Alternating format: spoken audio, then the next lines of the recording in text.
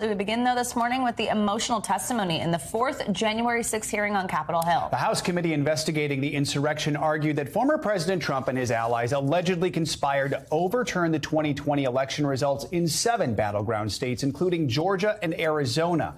Republican officials in those states, all Trump supporters, spoke about a plot to send alternate slates of fraudulent electors to Washington for former Vice President Mike Pence to certify on January 6th. They also spoke about a pressure campaign from Trump and his team to go along with the scheme, which led to violent threats and harassment from Trump supporters that extended even to ordinary poll workers. We have full coverage this morning, but first a look at some of the major moments from day 4. Like Mike Pence, these public servants wouldn't go along with Donald Trump's scheme. And when they wouldn't embrace the big lie and substitute the will of the voters with Donald Trump's will to remain in power, Donald Trump worked to ensure they face the consequences. There is nowhere I feel safe. Nowhere. Do you know how it feels to have the President of the United States to target you? The President of the United States is supposed to represent every American, not to target one, but he targeted me, Lady Ruby. Turned my life upside down. I no longer give out my business card. I don't transfer calls. I don't want anyone knowing my name. I don't want to go anywhere with my mom because she might yell my name out over the grocery aisle or something.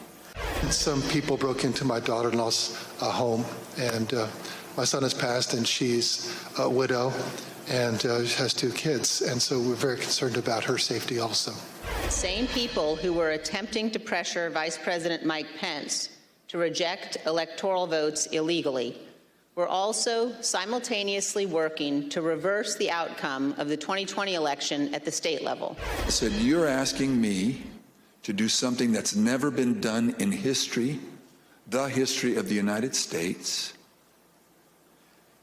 and I'm going to put my state through that without sufficient proof, and that's going to be good enough with me?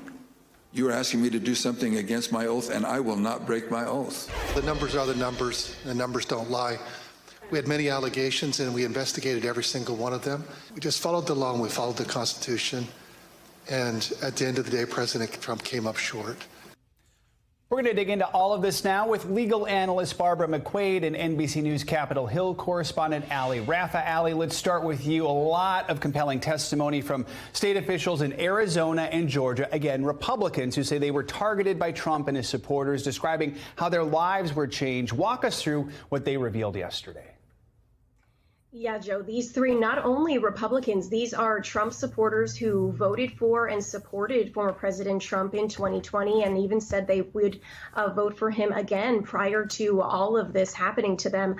We heard from Arizona House Speaker Rusty Bowers, Georgia Secretary of State Brad Raffensperger, and his top deputy, Gabriel Sterling, really all of them describing these extremely emotional scenarios in which they were pressured and sometimes harassed by the former president and Rudy Giuliani. In phone calls, we heard really fact-checking in real time, the committee replaying that now infamous phone call between Trump and Brad Raffensperger, in which Trump asks him to find the exact number of votes needed in Georgia to overturn the election.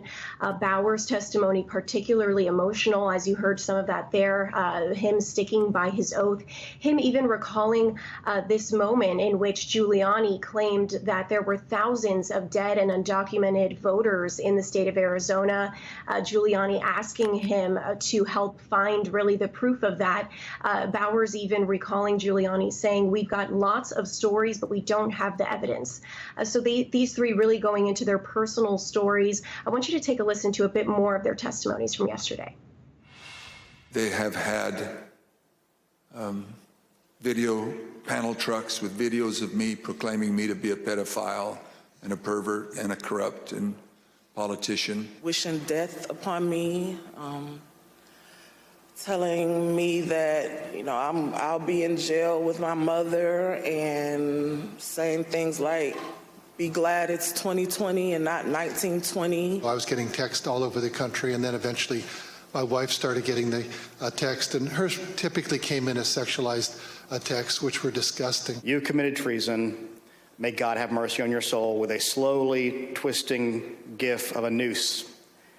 And for lack of a better word, I lost it. Some of them even saying that their decision to stick by their oaths and not help Trump in his effort to overturn the election, they say that that decision still affects them today. They're still feeling the repercussions of that today. Allie, let's talk more about one of the people who we just heard from there. That's Georgia elections worker Shaye Moss. She gave some testimony that we heard about how her life has essentially been taken away from her, she says. What else can you tell us about her story and what some other election workers in Georgia say they went through? Yeah, we really hadn't heard testimony this truly emotional, this personal, since the committee's first hearing, when we heard from that Capitol police officer who was along the front lines on January 6th.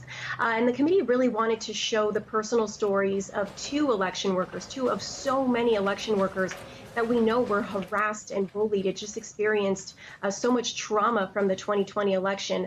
We heard, as you mentioned, from Shaye Moss and her mother, Ruby Freeman, who were now in this now infamous video that was the committee revealed yesterday, in which they're shown in the Fulton County election really being accused of tampering with boxes under tables, exchanging a USB drive, according to Rudy Giuliani.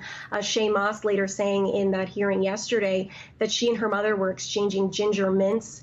And so these two talked about really the experience of being the target of a pressure campaign by Trump and Giuliani for months. Shaye Mitchell's mother actually saying that according to the FBI, the recommendation of the FBI, she had to leave her house for a total of 2 months between election and inauguration day because of just constant threats to her life and her safety.